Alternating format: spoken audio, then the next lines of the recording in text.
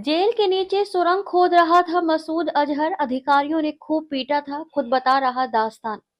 खुफिया सूत्रों ने भारत के सबसे वांटेड आतंकवादी की इस ऑडियो क्लिप को प्रामाणिक बताया है। मसूद अजहर 2001 में संसद, 2008 में मुंबई और कई अन्य हमलों का मास्टरमाइंड है। पाकिस्तान स्थित आतंकी समूह जैश ए मोहम्मद के सरगना मसूद अजहर ने 1990 के दशक में जम्मू कश्मीर की जेल से भागने की अपनी कोशिश की विफलता पर पछतावा व्यक्त किया है। एक ऑडियो क्लिप में संभवतः पाकिस्तान में हुए एक कार्यक्रम में उसे जेल से सुरंग खोदकर भागने की अपनी असफल कोशिश का विवरण देते हुए सुना गया है। उसकी आवाज लाउडस्पीकर में गूंज रही थी, जिससे संकेत मिलता है कि ये कार्यक्रम एक खुले क्षेत्र में आयोजित किया गया था। खुफिया सूत्रों ने बताया कि सबसे वांटेड आतंकवादी की इस ऑडियो क्लिप को प्रामाणिक बताया है। मसूद अजहर 2001 में संसद, 2008 में मुंबई और कई अन्य हमलों का मास्टरमाइंड है।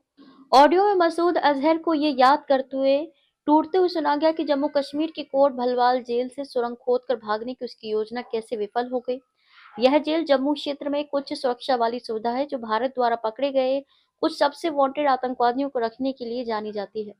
जैस सरगना ने ऑडियो क्लिप में बताया कि वह कोट भलवाल में कुछ उपकरणों का इस्तेमाल करके काफी समय से सुरंग खोद रहा था। जिस दिन उसने सुरंग के रास्ते भागने की योजना बनाई, उसी दिन जेल अधिकारियों ने उसकी इस गतिविधि का पता लगा लिया।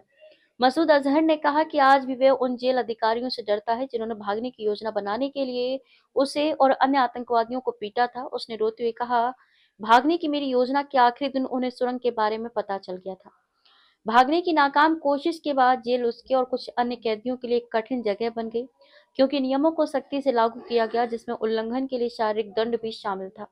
मसूद अजहर को ये कहते हुए सुना गया कि उसे जंजीरों से बांधा गया था और नियमित गतिविधियों पर भी प्रतिबंध लगा दिए गए थे। आतंकवादी द्वारा अपनी विफलता को स्वीकार करना एक बार फिर ये साबित करता है कि पाकिस्तान आतंकवाद को भारत को परेशान करने के लिए एक हथियार के तौर पर इस्तेमाल करता रहा है। मसूद अजहर फरवरी 1994 में एक नकली पहचान और पुर्तगाली पासपोर्ट के साथ भारत आया था। उसका उद्देश्य जम्मू कश्मीर में जिहाद फैलाना और आतंकवादियों की भर्ती करना था। उसी साल उसे अनंतनाग में गिरफ्तार कर लिया गया था। वह 1994 से 1999 तक जेल में रहा। हालांकि दिसंबर 1999 में इंडियन एयरलाइंस की उड़ान IC-814 के अपहरण के बाद भारत सरकार ने बंधकों के बदले में मसूद अजहर को रिहा कर दिया था। इसके बाद उसने आतंकी समूह जैश ए मोहम्मद की स्थापना की और तब से वह भारत में कई आतंकवादी हमलों से जुड़ा रहा है। मसूद अजहर ने यह भी बताया कि ऑपरेशन सिंदूर के दौरान पाकिस्तान में आतंकी ठिकानों पर भारत के क्रूज मिसाइल हमलों में उसके परिवार के कम से कम 10 सदस्य और 4 करीबी सहयोगी मारे गए थे।